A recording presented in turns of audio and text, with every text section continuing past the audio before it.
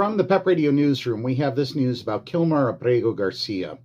A federal judge on Monday will hear arguments about whether Kilmar Abrego Garcia should be returned to immigration custody after being free for just over a week.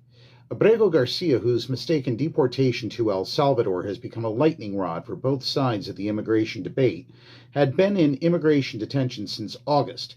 In that time, the government has said it planned to deport him to Uganda, Eswatini, Ghana, and most recently Liberia. However, officials have made no effort to deport him to the one country he has agreed to go to, Costa Rica. U.S. District Judge Paula Xinis in Maryland has even accused the government of misleading her by falsely claiming that Costa Rica was unwilling to take him. The government's persistent refusal to acknowledge Costa Rica as a viable removal option, their threats to send Abrego Garcia to African countries that never agreed to take him, and their misrepresentation to the court that Liberia is now the only country available to Abrego Garcia all reflect that whatever purpose was behind his detention, it was not for the basic purpose of timely third country removal, she wrote.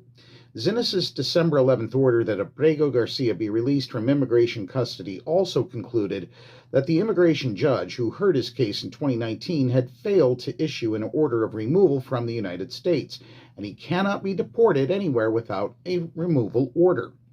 In filings last week, government attorneys argued that with or without a final order of removal, they are still working to deport Abrego Garcia so they can legally detain him during the process. If there is no final order of removal, immigration proceedings are ongoing and petitioner is subject to pre-final order detention, they wrote.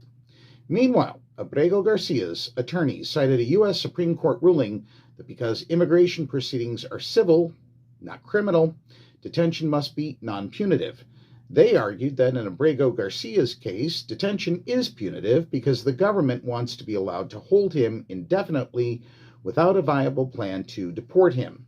If immigration detention does not serve the legitimate purpose of effectuating reasonably foreseeable removal, it is punitive, potentially indefinite, and unconstitutional, they wrote.